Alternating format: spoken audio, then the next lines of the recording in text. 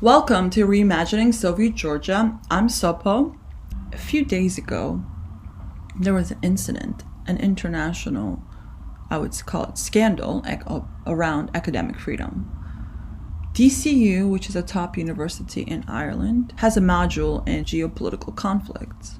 Ukrainian and Georgian embassies wrote a letter to the university and copied the Ministry of Foreign Affairs, saying how, and I quote, this was brainwashing and Russian propaganda. Despite the fact that the creator of the module has given over 13 hours to the Georgians to speak about their position, while giving only 1 hour to a Russian scholar. But this was still too much for the Georgians and the Ukrainians, the embassies that is. The Ministry of Higher Education and a member of parliament, strongly condemned such interventions, especially by a foreign power. This level of intervention is unprecedented and really is quite shocking for many in Ireland and many academics around the world. Though it's not quite shocking for us in Georgia because this is what happens almost all the time. We don't know what this balance is for those that oppose any different worldview around Soviet Union, and often they conflated with Russia as well.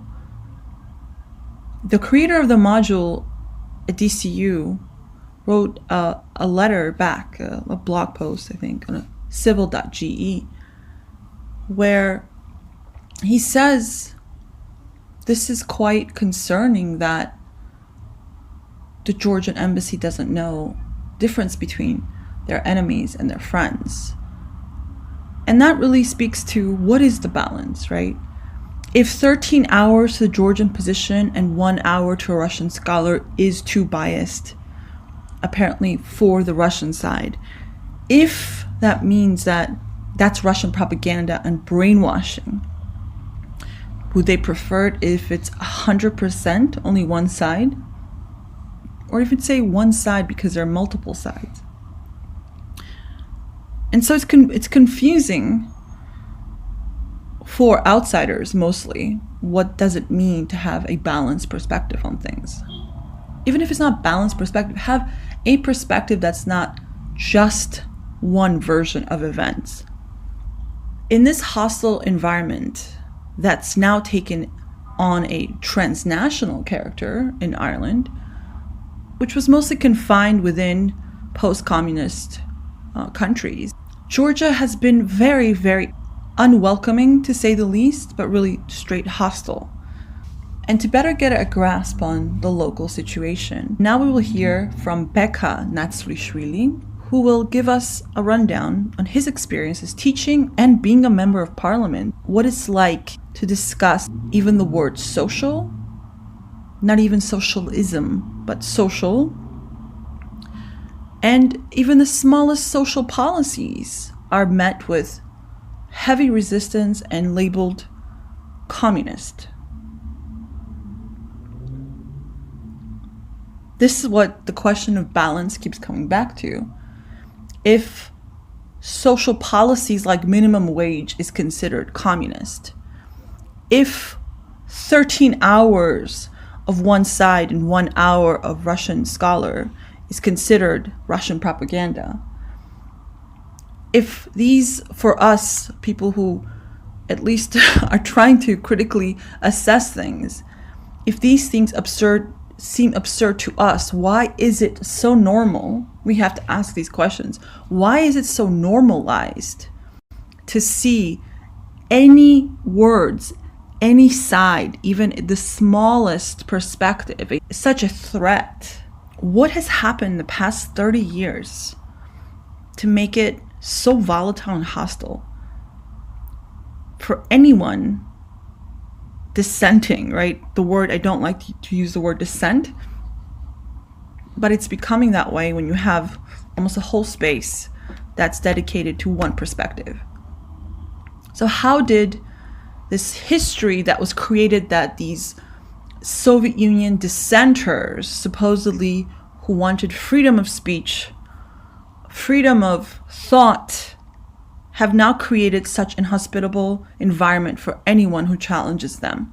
And so reimagining Soviet Georgia tries to create a space in this hostile environment for other thoughts, even thoughts that we don't agree with. Personally, I may not agree with them, but it should be given a space that it doesn't have right now.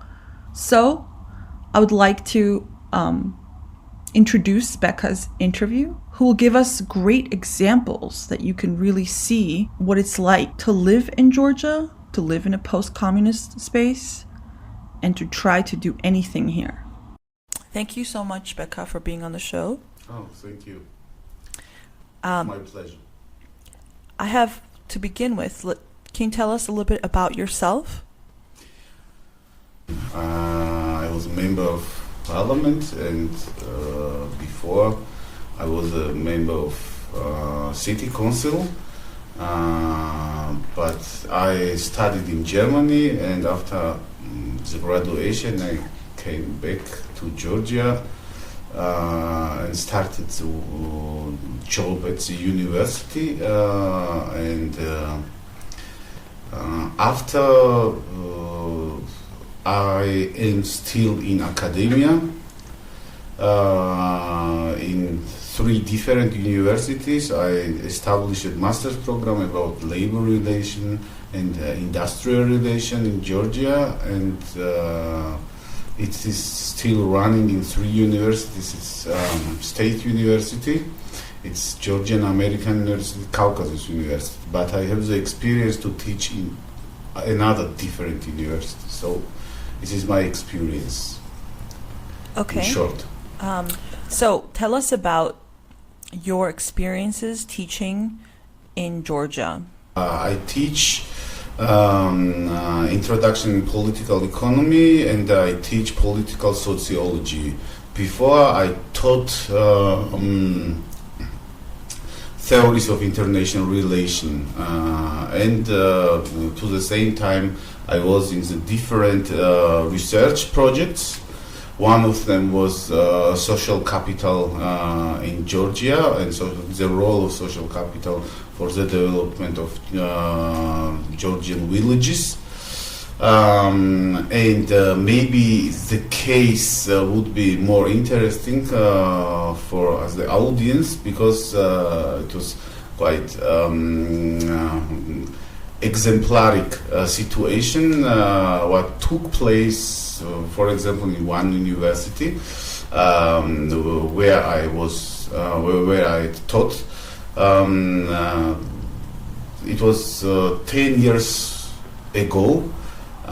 We finished with our group, for example, this research about social capital, and I tried to present the results of this research to my students, and I asked to the Department for Political Science to provide us with a room where I could present my results of this research. And they asked what kind of research it was, and I answered that it's about social capital.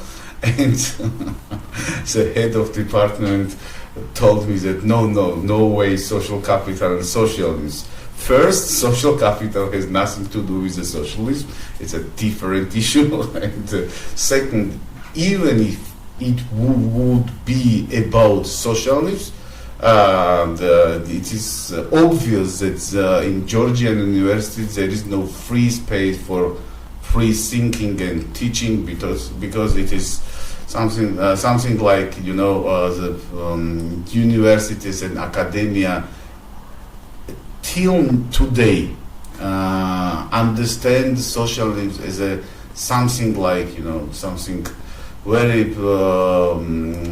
different, and like it is a disease. And the people which thinks in this in socialist categories or teach socialism as such,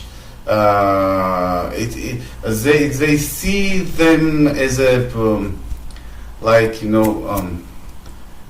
exotic, something exotic, and it was also the case. For example, I taught introduction in political science with one book, the Haywood. The author was Haywood. It is an introduction in political science, and in this book, Haywood, is in each introductory book about social and political science, is one small part about Marx and about Gramsci. And it was very interesting that the head of the university, the rector of the university, somehow discovered this case. And she came to me and asked me that I have to change this book. And it's crazy, not because of that Marx was in this book, and it was very controversial to for the rector of the university. But most interesting is that she came to me and asked me to write some new introductory book in 3 months because this book was not convenient for her and for the university generally because of Marx. So the problem is that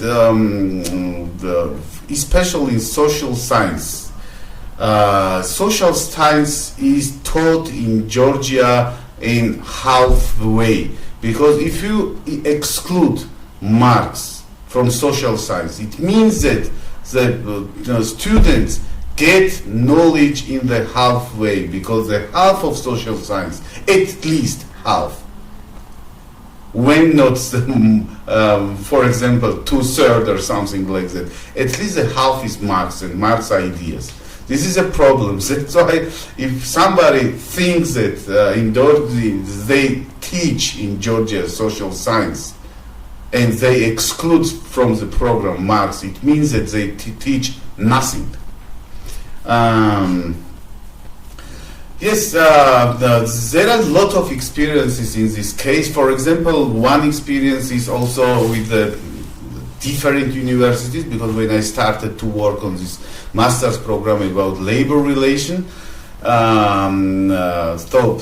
the requirement from European Union was that it was not the requirement, but it was something like advice to run this program in 3 different universities, to have the joint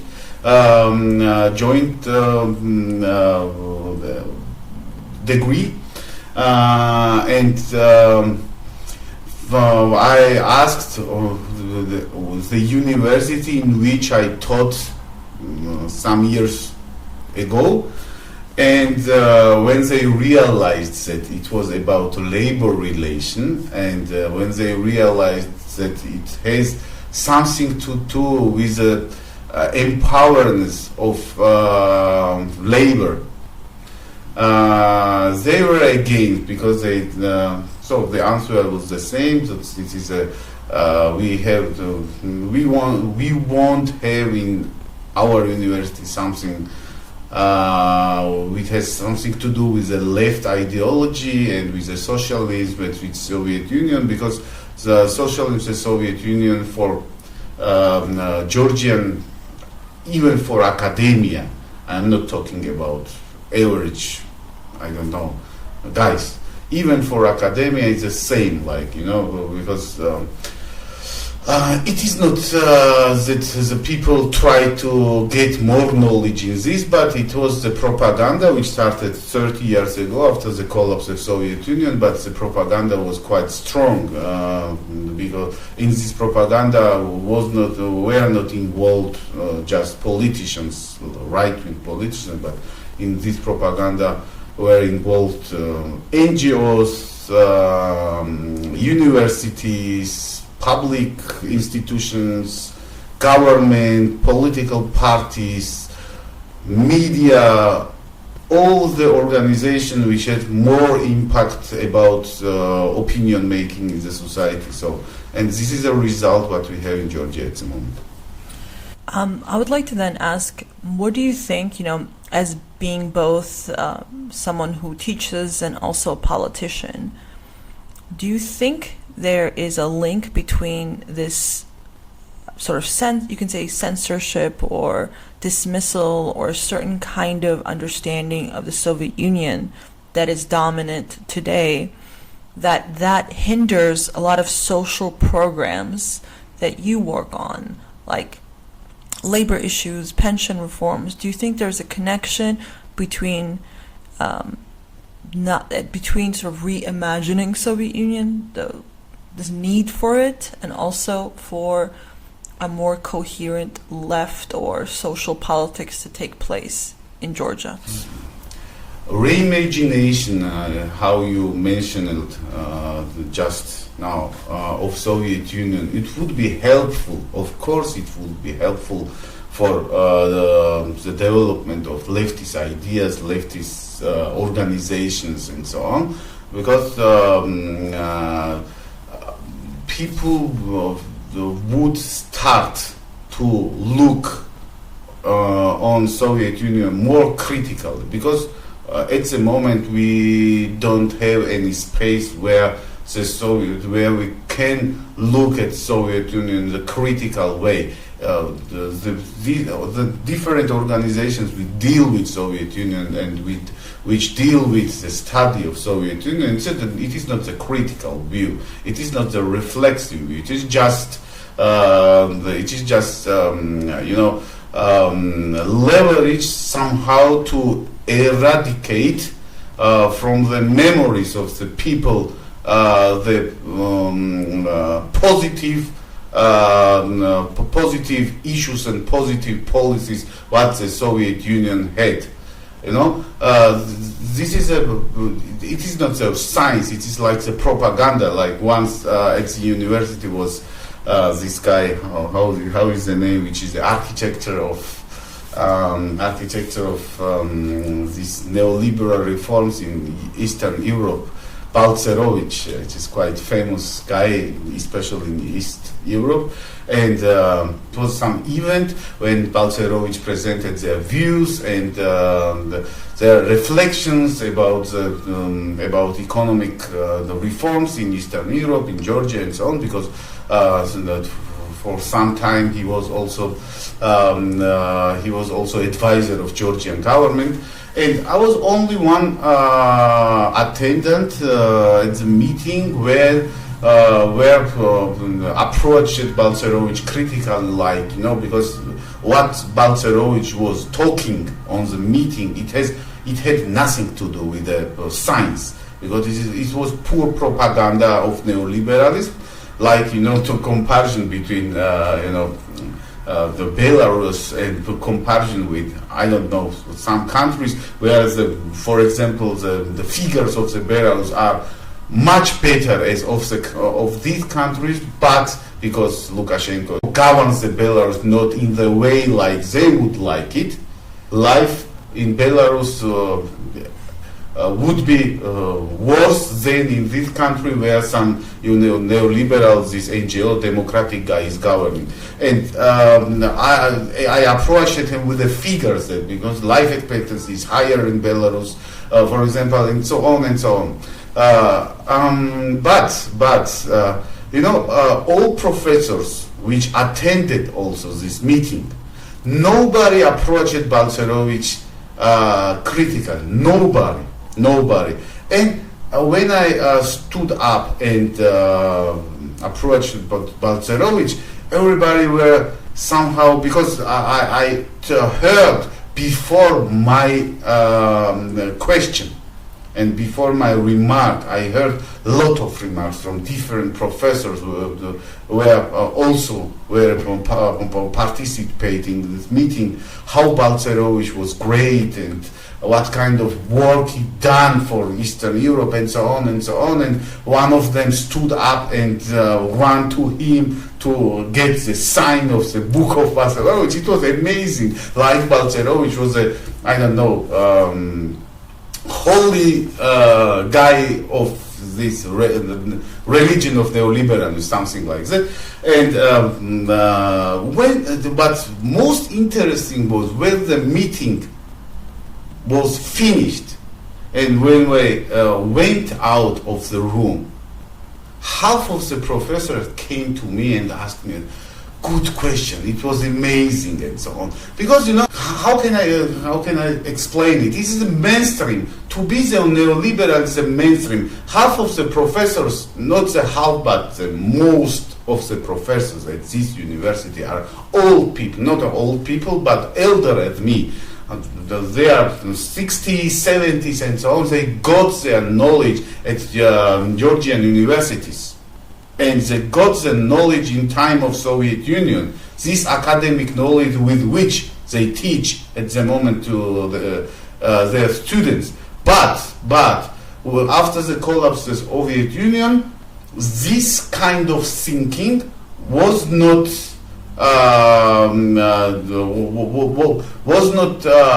the mainstream or was not useful anymore, and they thought, like the politicians thought, that if they choose the most radical alternative of Soviet Union, like our politicians thought to this time, like at the university also, if they would choose most radical alternative of Marxist or of socialist economy, then they would do the right thing for the students, for the country, and so on and so on.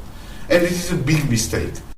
Question. So, what is the connection? What you keep saying, the most radical from Soviet Union. Can you explain what that means? What does it mean to be completely the opposite of Soviet Union, and how does that cohere in neoliberalism? What does that mean? Like, how is do you think neoliberalism is a response to the Soviet Union? We have to see this in the historical context. The collapse of Soviet Union, this plan of Washington Consensus, which was originally wrote for Latin America, but after the collapse of Soviet Union, it could be also useful. Maybe they thought that it could be also useful maybe for the new Soviet countries. There is also the doubt. They thought that it would be useful, or it would intention like to push the Eastern European countries to Washington Consensus policies. This is it was a choice. It was some critical reflection how they had to deal with Eastern European countries. They just choose Washington Consensus because the tools of Washington Consensus were already there. Is the case, or it was the intention, like to approach Eastern European countries with the Washington Consensus because of course it was for the West. It gave West a big advantage just to deal with Eastern European countries. So this is it. When we see this in the context, and neoliberalism is not like coherent ideology. No?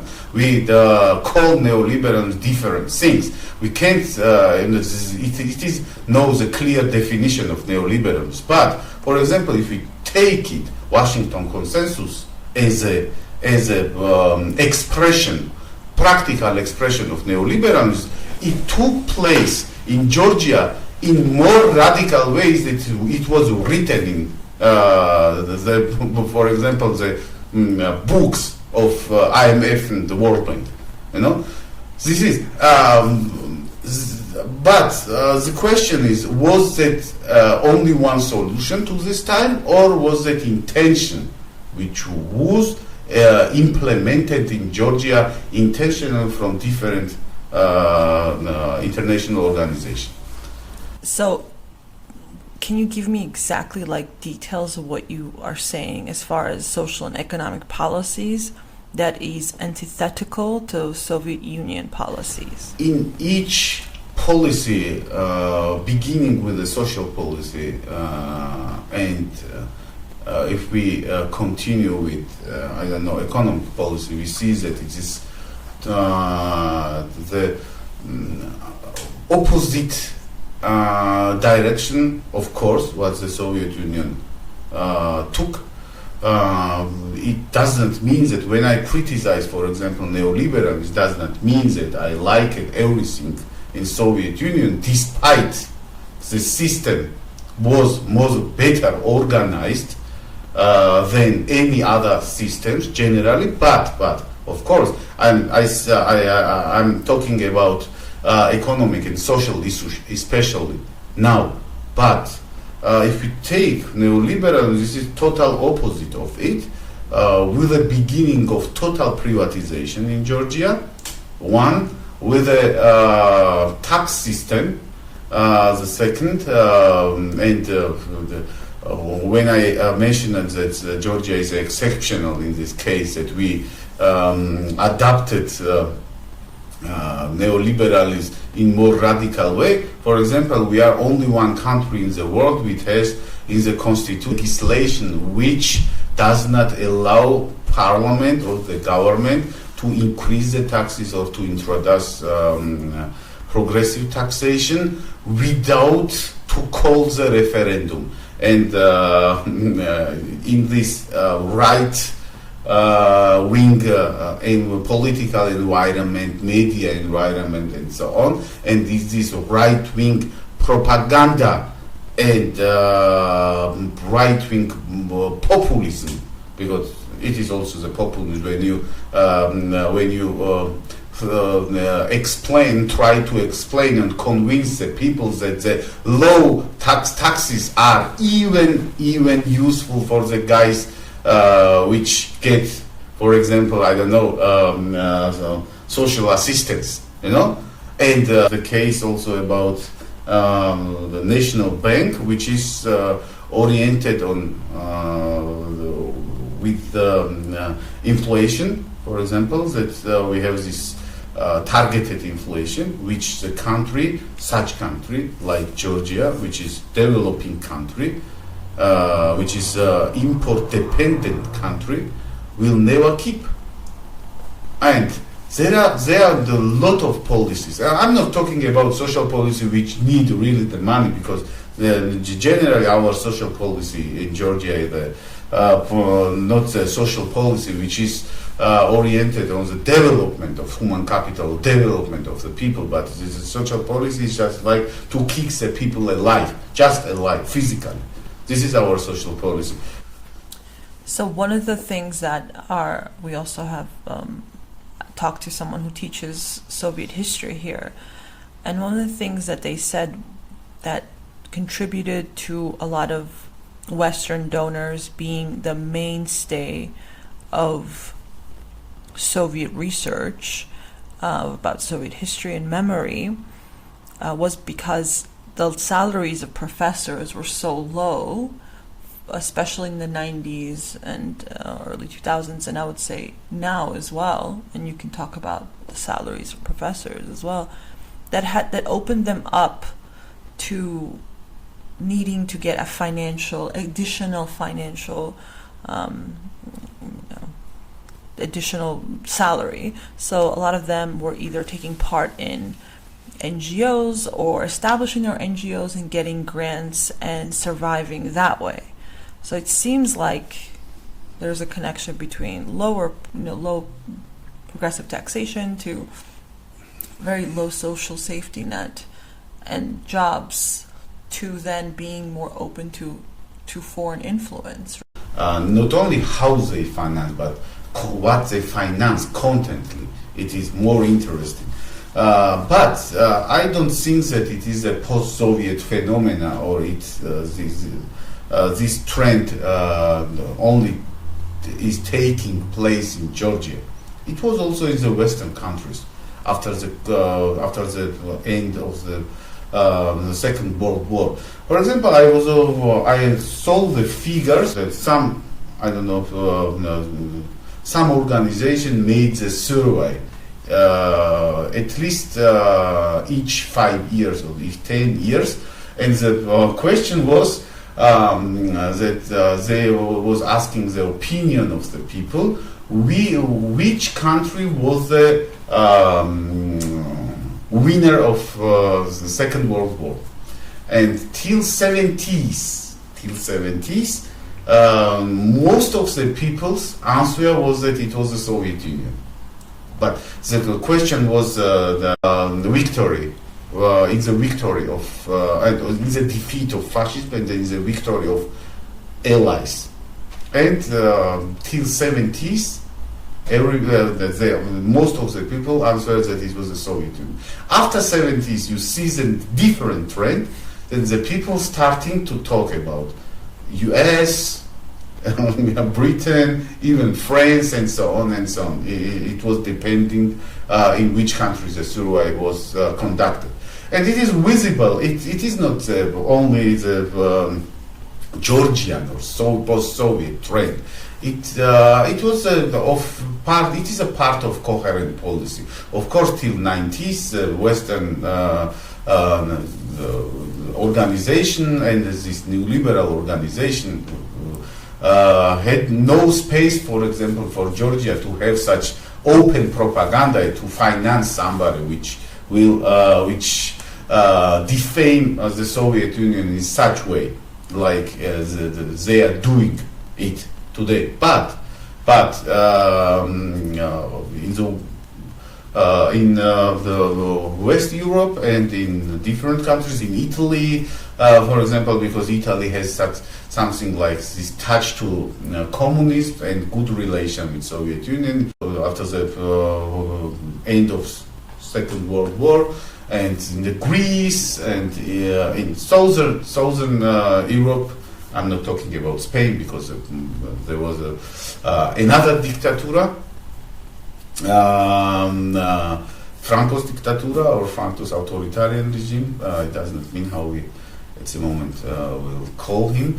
And then when the job was done in Western Europe, okay, now was the space open in post-Soviet countries, and this anti-Soviet propaganda started here.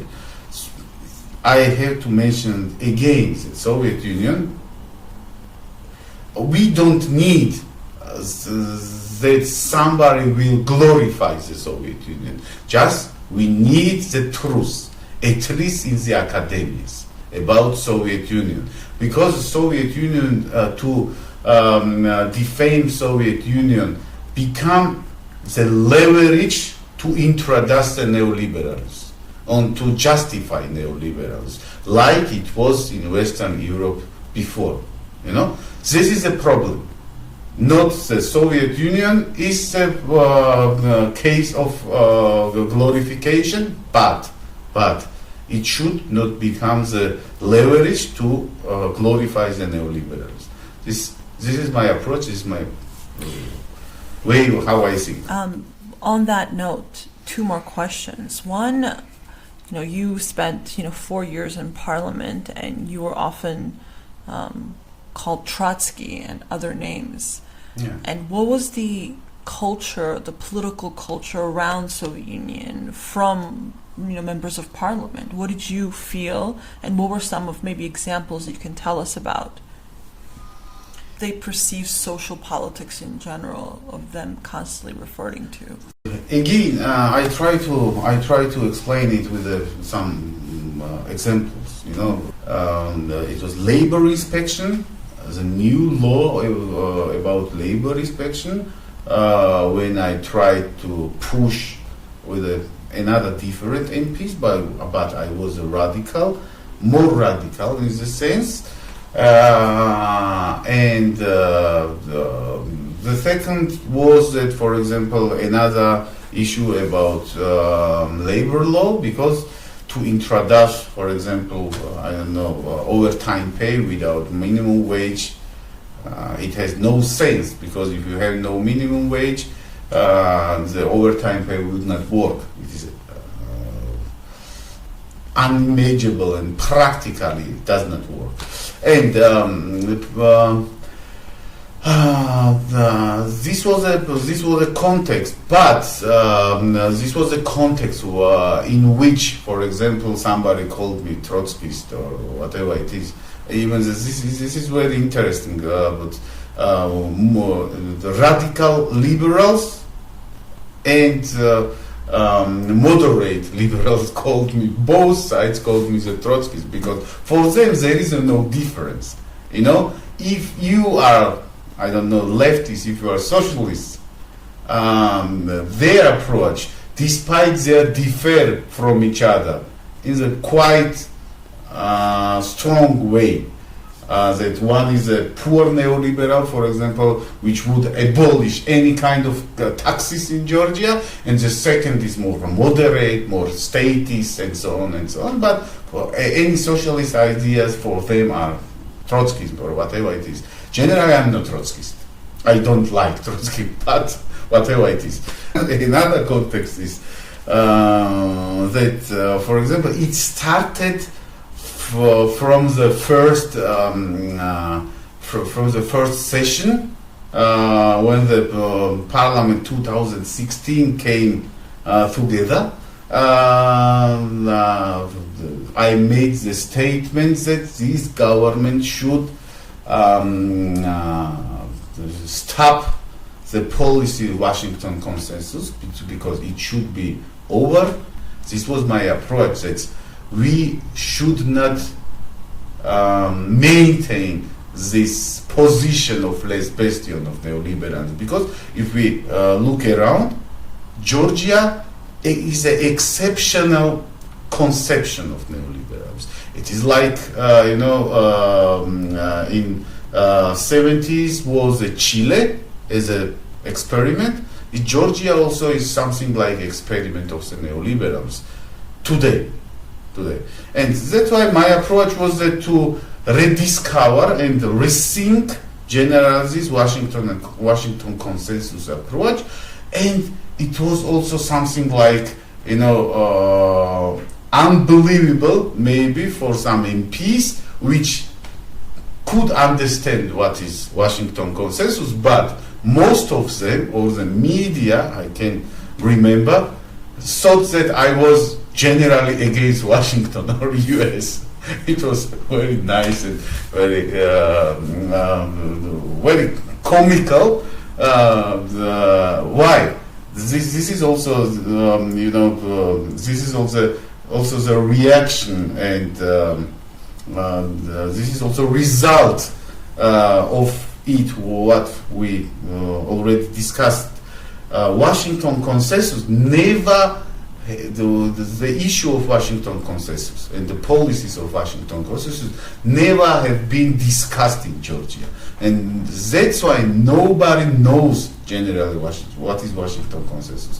And if somebody is against Washington consensus, it means that it's against any US citizen general. And it's also this is a reality in which we teach and in which we live. So there was also an incident during when we had no labor inspection law and even weaker labor inspectorate. Young activists, student activists, had done an action. I believe it was during the constitutional hearings, I want to say. And I know the speaker of parliament, I think, called them communists. I don't remember exactly what the terms was, but you made a statement and you defended students. Can you tell us about that incident? It was a hearing in one of the biggest auditorium in Georgia. It was the Philharmonia of Georgia. There was a hearing of constitutional amendments. It was not a hearing, but it was a public hearing of constitutional amendments, and the young activists, left-wing activists, entered the auditorium, and they had their own demands, because before this hearing some people died on workplaces, and also some figures became public, how many people are dying each year in Georgia. It was exactly the period, and it was a natural reaction of young activists that they were protesting, for example, the constitutional public hearings, because there was the amendments which, for example, left organization and me and some different organizations were requiring from constitutional amendments. Nothing had been done, and also some figures became public, how many people are dying each year in Georgia. It was exactly the period, and it was a natural reaction of young activists that they were protesting, for example, the constitutional public hearings, because there was the amendments which, for example, left organization and me and some different organizations were requiring from constitutional amendments. Nothing had been done, and legally constitution became maybe better, but socially, for example, because we have the party constitution where general rights are also written of people, general rights of people are also written. For example, the social part of it has been improved in the teeny way. So and the young activists found the right time to approach the politicians, because a lot of politicians, a lot of members of parliament were attending this public hearing in Philharmonia, and it was amazing how the most amazing was the reaction of the head of parliament, of the chairman of parliament, speaker of parliament. It was Irakli Kobakhidze. How that he was crying to young people and calling them that they are communists, and communists will never come again to Georgia, and that they have to choose another way, they have to choose the way of Ilya Chavchavadze and so on. But somehow with the time I understand that people have no understanding of Ilya Chavchavadze. I'm not talking about communism. For example, people which use or operate with the different authors and different public figures in Georgia, they have less understanding of their ideas. But let's it aside. The first word what she used to the people, to young people, which is a different way maybe, but we demonstrated for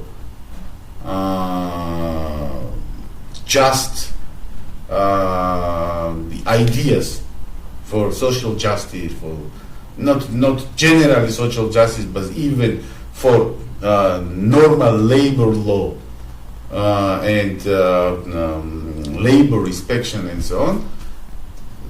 Immediately they have been called communists. Last question.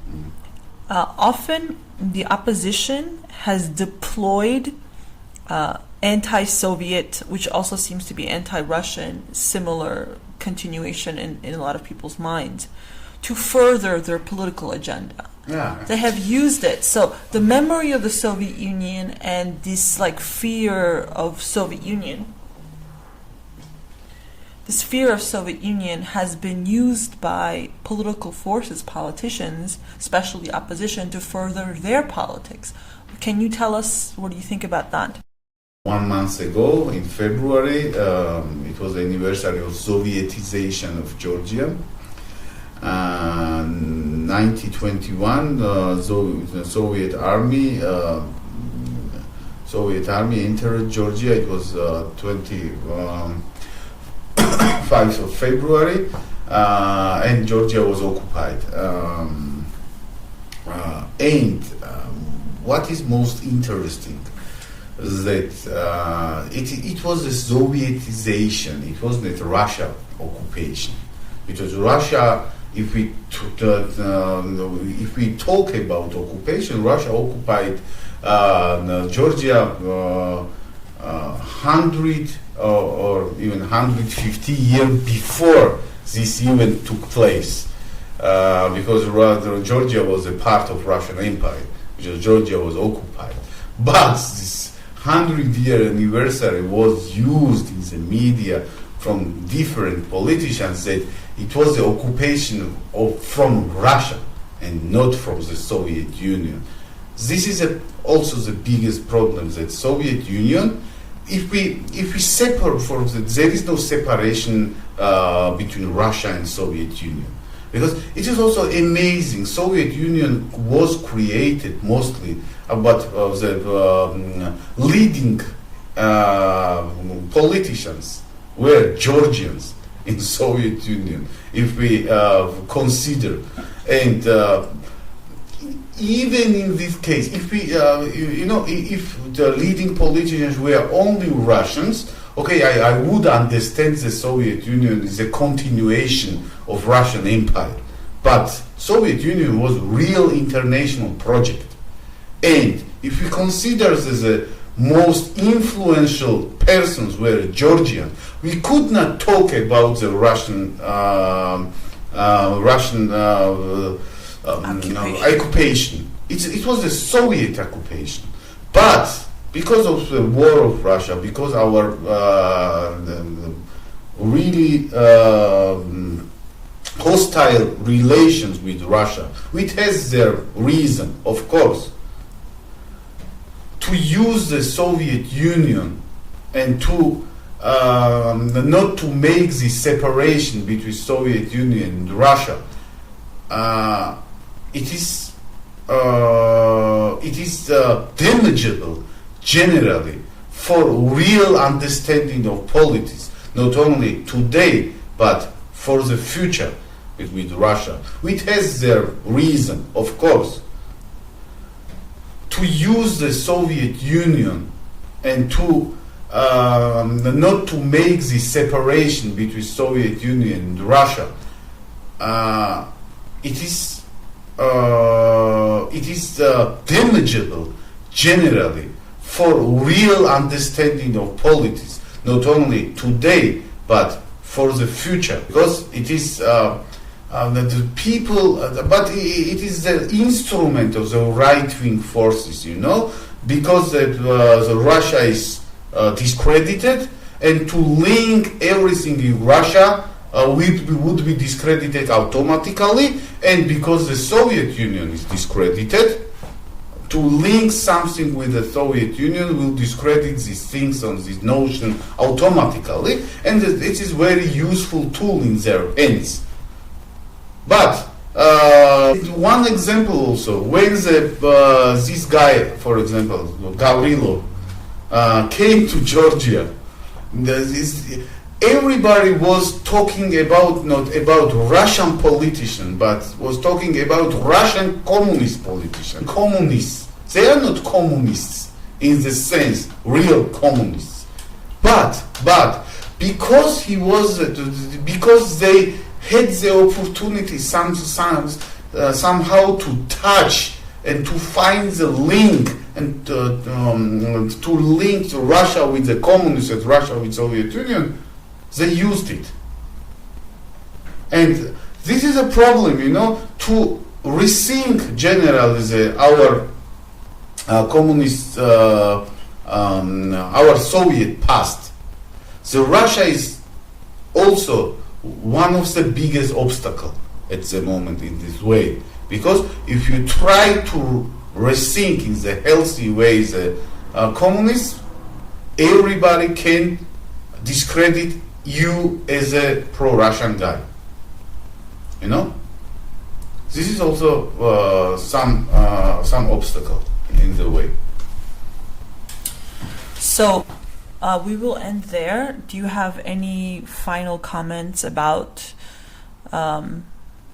maybe what has happened and where do we go from here? Or do you think, since there was another incident of a journalist being thrown out by activists, a Russian journalist, this seems like it's a continuous process of anti-Russian, anti-Soviet, and then also using nationalists like Abkhazia, occupation. But if we consider this last case, which took place 3 days ago, they know that this guy is a liberal. They could not reject it. This guy is a liberal, and even if we continue this discussion, who is this guy? This is a Russian. This is propaganda of Kremlin propaganda, but this is a liberal. Everybody knows, and nobody can reject it. They're liberal. Then, if we go more deeper in this discussion, then everybody will understand that Putin's government is a neoliberal government. It is not the government which has something to do with the Soviet Union, or which even could restore or won't restore Soviet Union.